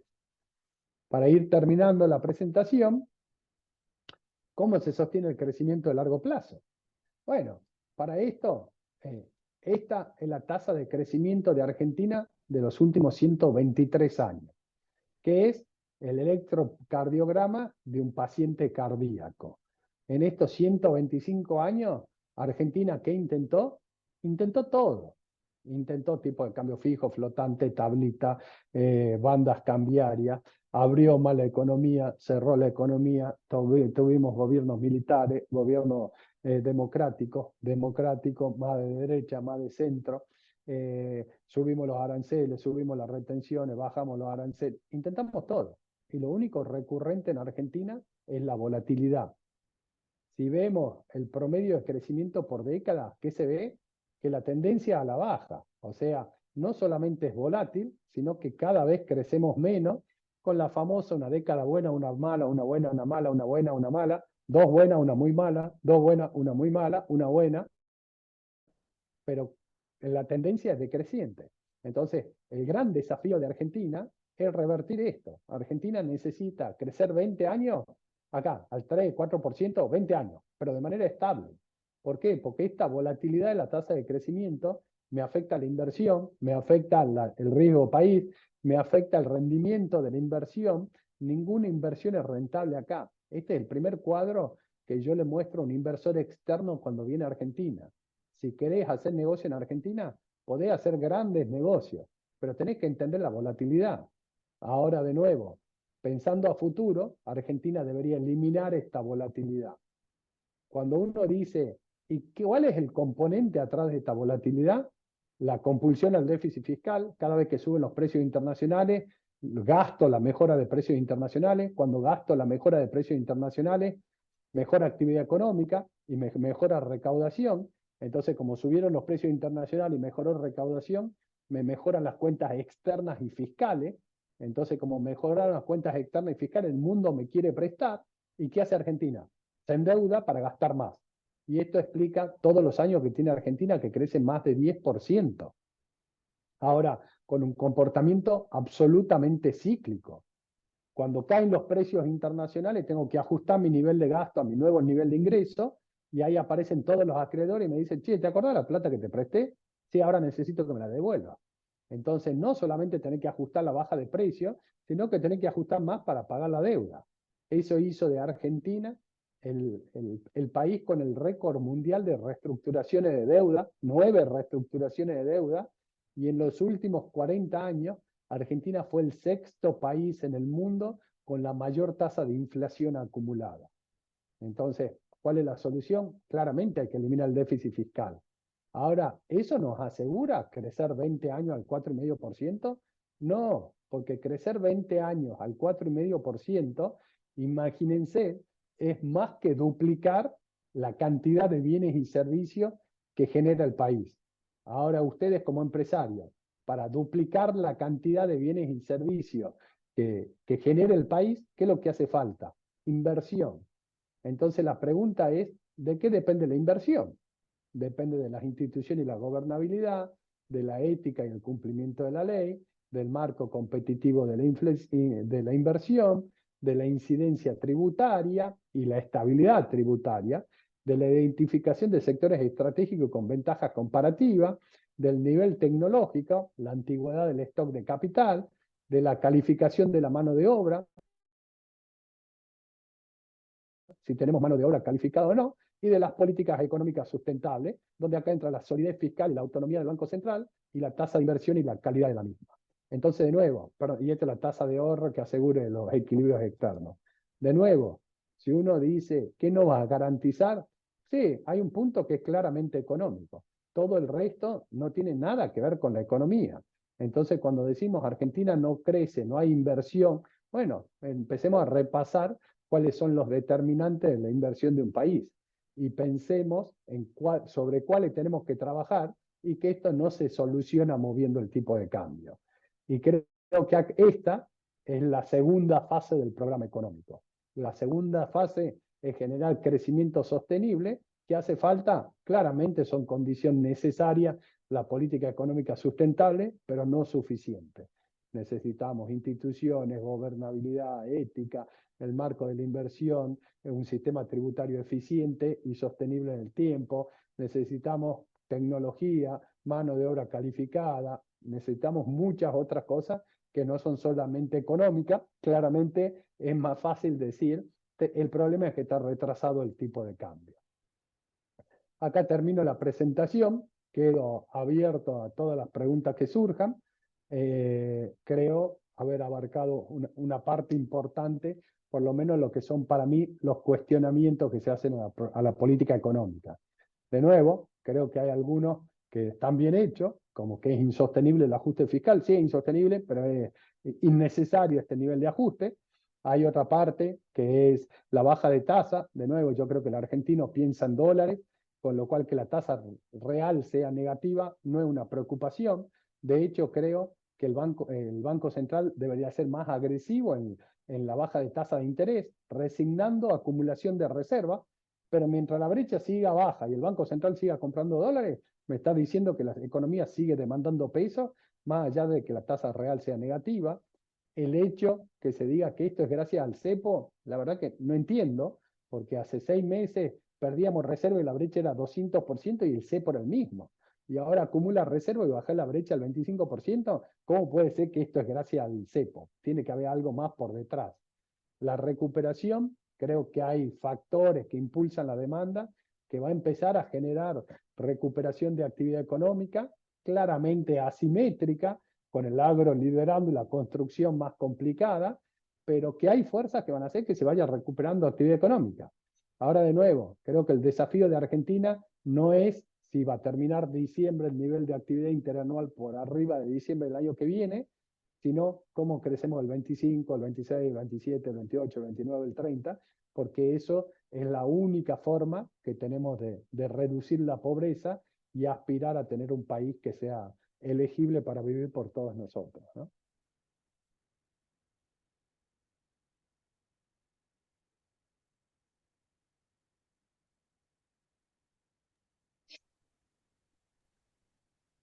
Hola, Fer, buen Aníbal, día. Saúl, ¿cómo estás, Aníbal? Bien, muy resfriado, pero bien. Bueno, la verdad que has hecho un repaso impresionante de la realidad actual. ¿Sí? Claramente, vos mencionaste a lo largo de toda la presentación los diferentes interrogantes que presentan muchos colegas y muy respetables, digamos, en la materia de análisis económico, respecto de los issues, digamos, de las cosas que podrían estar pasando. Eh, por lo que noto y destaco, como en otras reuniones, ustedes han tenido la capacidad de ver previamente una serie de cosas que estaban pasando y que estaban evolucionando. ¿Vos habéis convencido que el gobierno, por el camino que va, logra estos efectos, digamos, de baja de inflación, reactivación de crédito y de alguna manera darle consistencia a este plan? Si nosotros tuviéramos que decirle a cualquier inversor, che, ¿cuál es tu semáforo para decir seguimos en línea? De esto que vos mencionás de que se vienen consiguiendo los resultados. ¿Qué deberíamos ver para decir, che, esto sigue bien? ¿Y qué deberíamos ver? No, guarda que esto no está funcionando. El programa de estabilización, que es la primera etapa, yo te diría que hay dos variables que son las claves. Una, crédito interno neto, que hoy no la mostré, pero es básicamente qué le pasa al crédito que da el Banco Central contra los pasivos del Banco Central, o sea, cuántos pesos deja el Banco Central dando vuelta en la economía. Creo que es clave y central de este programa que el crédito interno neto, que es distinto del crédito bancario, es el crédito los pesos que deja el Banco Central circulando en la economía, tiene que ser nulo o negativo. El Banco Central o no expande o saca pesos de la economía. Y una segunda derivada de eso, que los pasivos remunerados, que es la forma que tiene el Banco Central de esterilizar los pesos excedentes, no crezcan en términos reales para que no empecemos a hablar del cuasi fiscal. Primer termómetro. El segundo, ¿qué medio consecuencia de lo anterior? La brecha cambiaria y la reserva del Banco Central. Si la brecha cambiaria está baja y cada vez está más baja y más baja, me está diciendo, acá no hay peso de más dando vuelta en la economía. Es más, el bien escaso es el peso y la gente para hacerse de peso le tiene que vender dólares al Banco Central y sube la reserva o vende dólares contados con liqui, MEP o lo que fuera y te cae la brecha cambiaria. Entonces yo te diría, para auditar que se siga en el programa este, que yo creo, como dijiste vos, que te va a lograr bajar la tasa de inflación y que tenés factores que te van a generar impulso de demanda agregada de corto plazo y una recuperación de actividad económica, bueno, creo que ahí lo que necesita es seguir con este programa. Bueno, veamos crédito interno neto y la brecha cambiaria y reservas, te diría. Han pasado, y yo cierro con uno o dos y lo dejo a Saúl para transmitir las preguntas de la gente.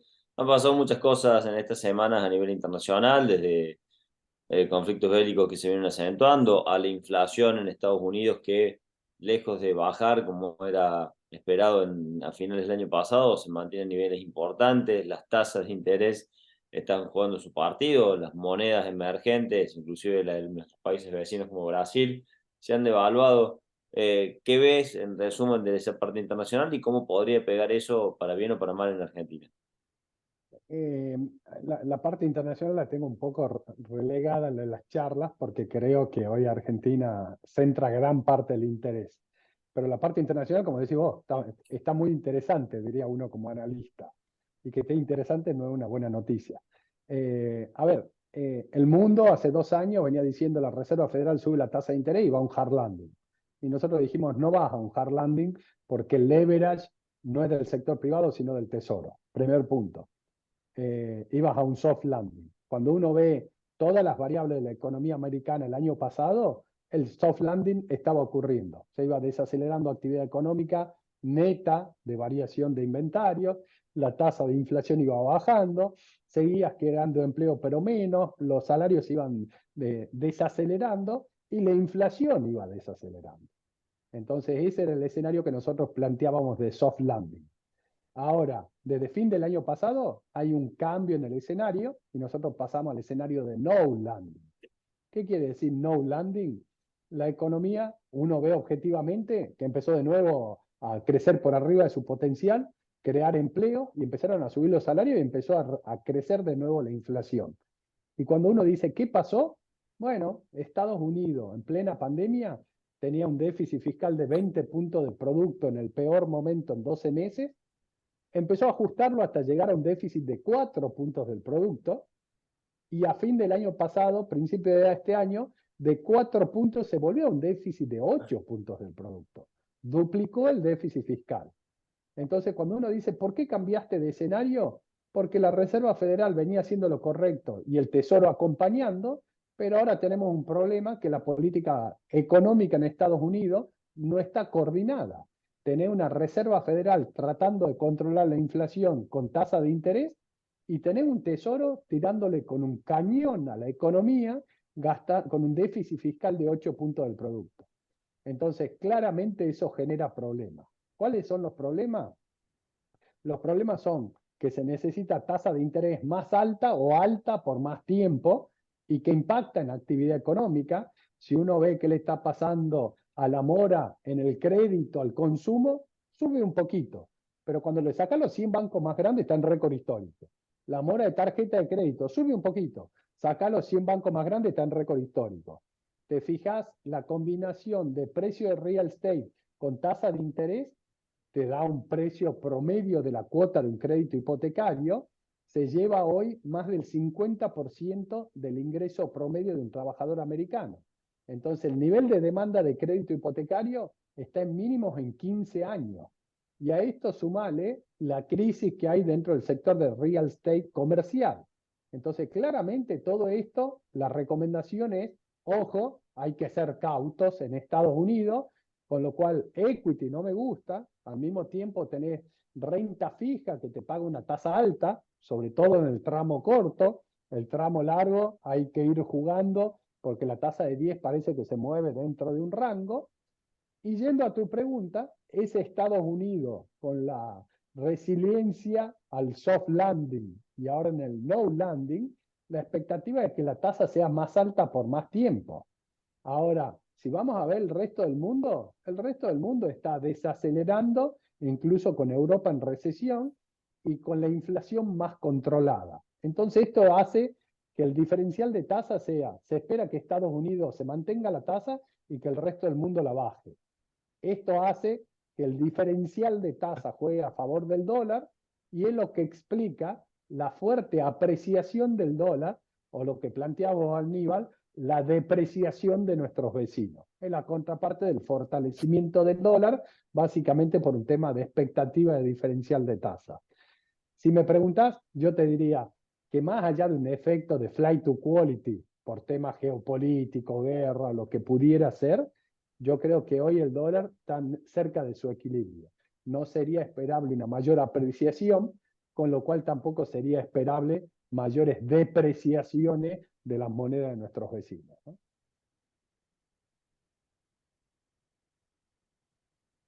Saúl, Una pregunta adicional respecto de lo que estabas mencionando, Fernando, que tiene que ver con este déficit fiscal importante en Estados Unidos y con la capacidad de financiarlo que eventualmente puede tener. Y ahí juega obviamente el tema del quantitative tightening, si la Fed va a seguir apretando por ese lado. eh, y también te lo uno con otra preguntita, donde uno ve que el oro alcanzó algunos precios récord, ahora corrigió un poquitito, y se habla también, un poco lo que decía recién, de la salida de algunos, o la búsqueda de salir de algunos bancos centrales de las monedas fiduciarias. Por eso es esa suba que hemos visto. ¿Qué pensás al respecto? A ver, primero, claramente el déficit fiscal de Estados Unidos, que llegó a casi 8 y ahora está ajustando a 7,4, 7,3, 7,4, es una preocupación claramente. De nuevo, el tightening de la política monetaria, la Reserva Federal va achicando su balance, se desprende de los bonos, se desprende de los mortgage-backed security, se va desprendiendo de activos y va achicando el balance de acuerdo a su programa y mantiene la tasa alta. Ahora, esa tasa alta nominal es una cosa con la inflación al 3%, otra con la inflación al 4,5%. Implícitamente la tasa real se está achicando. Entonces la pregunta es, ¿necesitará una tasa real más alta Estados Unidos? Y ahí yo personalmente digo, si bien la probabilidad es muy baja, hasta hace poco era 0,0000, ahora yo le pondría alguna probabilidad baja, bajo del 5%, que el próximo movimiento de la Fed no sea una baja de tasa, sino una suba de tasa. Le pongo una probabilidad positiva como para decir, ojo, que la dinámica en Estados Unidos está siendo preocupante. Y lo que antes todo el mundo descontaba, que el único movimiento podía ser a la baja más temprano o más tarde, ojo, que estamos con una política económica que no está siendo consistente. Respecto del financiamiento, dos cosas que son interesantes. Cuando uno se fija los últimos meses, casi el último año, cómo se financió el Tesoro de una manera muy argentina. ¿Qué hizo? Los bancos tenían liquidez en pases pasivos en el Banco Central. Entonces, ¿qué hicieron los bancos? Deshicieron su posición de pases pasivos, lo cual quiere decir que la Fed tuvo que emitir dólares y con esos dólares los bancos se los prestaron al Tesoro comprando bonos. Entonces, el financiamiento del déficit fiscal está haciendo con emisión monetaria. No culpa de la Fed, no es que la Fed esté dando crédito interno, sino porque el sistema financiero decidió la liquidez excedente que tenía inmovilizada como encaje voluntario en la Fed, prestársela al Tesoro. Entonces fue emisión monetaria.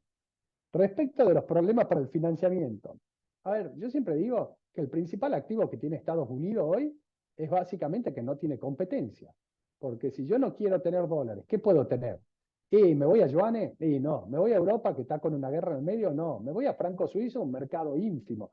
Y ahí hay parte de lo que planteas vos, Saúl, correctamente, que hay gente que dice, che, pará, porque si me quiero ir a otro lado y el riesgo de que la inflación se acelere, por excelencia, el activo elegido es el oro. Entonces, cuando uno trata de explicar la suba del oro, y el oro es absolutamente compatible con una visión que no estás controlando la tasa de inflación, es un commodity, pero un commodity moneda, que devenga una tasa de interés negativa porque tiene un costo de almacenamiento, pero más allá de eso, esa moneda que tiene una tasa de interés real negativa, si yo creo que la inflación va al alza, bueno, claramente es un activo demandable. Entonces, de nuevo, creo que Estados Unidos tiene un problema fiscal que para volver a déficit prepandemia tiene que ajustar el gasto 3 puntos del producto y esos 3 puntos del producto deberían venir una parte por educación, por todos los créditos que se dio a los estudiantes para que no repaguen su crédito durante la pandemia, pero que sigue todavía existiendo, y la otra parte debería venir de un residual que quedó en una cuenta otros, que durante la pandemia había crecido enormemente y después cayó, pero no cayó a cero prepandemia, sino que todavía tiene 1,5 puntos del producto. Debería venir de ahí. Ocurrirá un año de elecciones donde se están disputando dos extremos, demócrata y republicano. Parece difícil, pero está claro que eso está generando mucho ruido en la economía americana.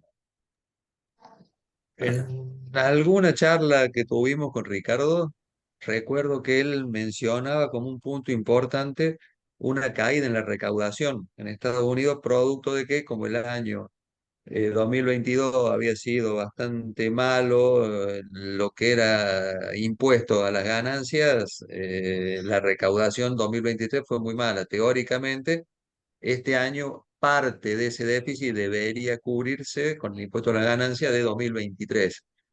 ¿Mantienen esa visión? A ver, sí, completamente, pero de nuevo, si vos querés, comparás los últimos 12 meses con 12 meses pre-pandemia, el ingreso está en el mismo nivel, el problema es que tenés 3 puntos más de gasto de lo que tenías pre-pandemia. Y eso, un poco más de 3 puntos. Una parte es más intereses, porque tengo más deuda y la tasa es más alta, otra parte de educación y otra parte es lo relacionado con el residual de programas extraordinarios que aparecieron en la pandemia, ¿no? Te traslado un par de preguntas del público, Fernando, que son más atinentes a lo que es Argentina y algunas preguntas que hablan de que si se elimina el cepo y en una eventual unificación cambiaria, ¿en qué nivel podría estar el tipo de cambio? A ver, nosotros la proyección que estamos haciendo y que está muy alineada con lo que viene ocurriendo, decíamos, esto tiene un salto cambiario inicial, después vas al crawling del 2%, el contado con liqui viene de arriba y se va acercando hasta que en algún momento se junta al oficial y ahí unificás el tipo de cambio. La unificación del tipo de cambio, de nuevo, se da por esa dinámica de faltante de peso hacia mitad de año con un tipo de cambio en torno a 9.30, 9.40 más o menos tipo de cambio de referencia al Banco Central. Y a partir de ahí los dos siguen al 2%. No es esperable un salto cambiario posterior con un Banco Central que en ese momento o desde ya debería ir flexibilizando las restricciones de acceso al mercado de cambio, lo que se llama vulgarmente el cepo, tenés que ir flexibilizando el cepo. Ahora, si vos flexibilizás el cepo, estás dejando entrar más al tipo de cambio oficial.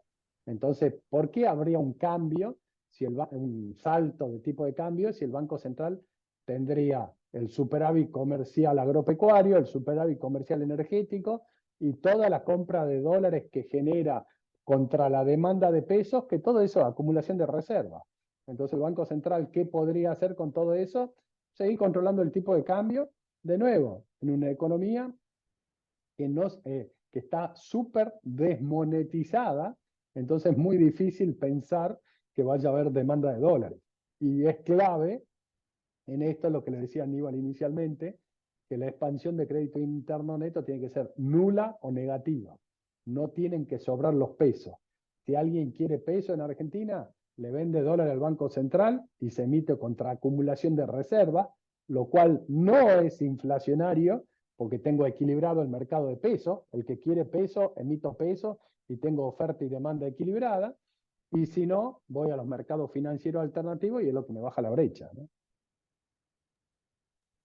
Claramente es un escenario donde es importante, algo que ustedes mencionan habitualmente en sus exposiciones, que es la confianza, ¿no? Eh, Incluso la explicación que ustedes estaban dando respecto del cepo, por qué con cepo tenías salida de dólares y por qué con cepo tenés ingreso de dólares, creo que una de las variables principales es esa confianza. La pregunta es, ¿qué puede pasar para que se pierda esa confianza? ¿Qué riesgos le ven? A ver, primero, una parte es confianza y precios bajos, esta expectativa de tasa de retorno ajustada por riesgo. La otra clave es que no hay peso. Digamos, la licuación de los pesos que generó el salto cambiario, el ajuste de precios relativo, el ajuste fiscal, la sobrecolocación de deuda, el BOPREAL, lo que hicieron que no haya peso. Yo para comprar dólares necesito peso y si no hay peso no puedo comprar dólares. Y si necesito peso tengo que vender dólares. Eso es el ancla del programa. Entonces, justamente es importante la confianza, yo diría en la segunda etapa. En la primera es clave secar la plaza de peso. Ahora, cuando yo seco la plaza de peso, no hay peso para comprar dólares, no hay peso para comprar bienes y eso es la recesión, básicamente. Ahora, si uno piensa en la segunda etapa, yo diría que que Argentina hoy no genera confianza. Entonces, en realidad, deterioro de confianza creo difícil, lo que podría haber una mejora de la confianza. Es cierto, los bonos argentinos comprimieron el spread contra Ecuador enormemente y el precio de la L30 subió casi 100% y todo el mundo dice, no, bueno, ya está, me salgo de la L30. Todavía rendimos más que el segundo peor alumno de la clase sacando Venezuela. De nuevo, pensar que Argentina, el punto final es Ecuador, por lo menos creo que hay que ponerle un signo de interrogación, ¿no? Entonces, de nuevo, en esa dinámica, yo creo que la confianza es clave pensando a futuro, porque eventualmente con un blanqueo te podría generar algo de ingreso de capital. Ahora, si hay un shock de desconfianza y supongamos que la gente quiere salir a comprar dólares, La pregunta es, ¿con qué peso van a comprar los dólares? Como para cerrar y no usar el tiempo, ya estamos llegando a las 10:30, y bien del lado financiero, con este escenario internacional, vos algo mencionaste, pero decirte, hoy renta fija, acciones, lo ves muy riesgoso. ¿Dónde te posicionas para un inversor moderado? Por supuesto, cada perfil es distinto, pero un inversor moderado que busca aprovechar alguna oportunidad, pero sin poner en riesgo el capital de largo plazo. Y en la Argentina, con esto que mencionas, decir, ¿dónde ves valor? ¿Ves valor en los pesos sobre el dólar? ¿Todavía los globales o los bonares tienen alguna ventaja? Los bonos SER, a pesar de su valor que está muy negativo, o si baja muy fuerte la tasa, tienen valor todavía. ¿Qué es lo que estás viendo vos, donde haciendo un panel de lo de afuera y de lo de adentro para un inversor financiero? A ver, viéndolo de afuera, yo diría que el equity está a los mismos valores que hace 2 meses y medio atrás, con lo cual perdiste de vengar tasa de interés y en realidad creo que le falta el ajuste. Recién está atenuando el alza, estabilizando, mismos niveles de 2 años y medio, creo que puede sufrir un ajuste, con lo cual equity no. Renta fija, tesoro tramo corto, maximizo tasa y creo que la tasa va a ser alta por más tiempo, con lo cual tener la posibilidad de hacer varios meses de rolear posiciones y seguir devengando una tasa alta. Cuando la tasa larga sube, que arriba de 4,50, creo que hay un trade ahí que vale la pena por ahí sacar una parte del corto, irse largo, y cuando vuelve a caer la tasa, sube el precio, deshacer la posición y volver a devengar tasa en el tramo corto. Eh, a ver, algo que tiene llamativo el mercado, más allá de que estamos en una situación con alguna turbulencia, que no se está priceando el riesgo. Cuando uno ve la sobretasa que paga, digamos, investment grade o la sobretasa que paga high yield sobre bono del tesoro es muy chica, con lo cual tomar esos riesgos yo creo que no está justificado. Yendo a Argentina, creo que de nuevo, el crawling al 2%, desinflando la economía, el money market, aun cuando te vienen bajando la tasa, resulta en rendimientos en dólares muy atractivos, o todo lo que sea, digamos, financiamiento en pesos, digamos, perdón, colocaciones en pesos, creo que son muy atractivas. Creo que también, dependiendo de si uno compra la idea de esta de desinflación de la economía o no, puede haber algunos trades, incluso tomando crédito y colocándome en alguna posición larga a tasa fija, puede haber alguna posibilidad de arbitraje ahí. Y los globales, de nuevo, yo digo, está bien, estamos en 1.200 de riesgo país, el L30 subió 100% casi. De nuevo, Argentina es un punto final en Ecuador o puede seguir comprimiendo spread. Creo que la historia, por lo menos que está intentando el gobierno, como venimos diciendo los últimos meses, se eligieron las anclas, el programa adecuado y se lo está implementando correctamente. Más allá de todos los cuestionamientos, hay cosas por mejorar, infinitas cosas por mejorar, obviamente. Ahora creo que se eligió el ancla correcta, creo que se lo está implementando correctamente y que siempre cuando hay cuestionamientos, la duda es si en Argentina históricamente es hasta cuándo aguanta el acompañamiento político, hasta cuándo el presidente compra ese programa. Bueno, acá no hay ningún presidente que tenga que comprar el programa. El presidente que ayer en cadena nacional te está diciendo el ajuste fiscal es un mandamiento, ¿no? Bueno, parecería que está dispuesto a morir con las botas puestas. El resto del gobierno tiene que comprar el programa del presidente. Estamos al revés en este caso. Absolutamente. Fernando, muchísimas gracias como siempre, súper claro. Esperamos contar con vos de acá un par de semanas nuevamente y seguir repasando la evolución de lo que viene sucediendo en el mundo y en Argentina en particular. Y a todos los que nos acompañaron en este webinar, saludos y que tengan una muy buena jornada. Gracias, Saúl, también por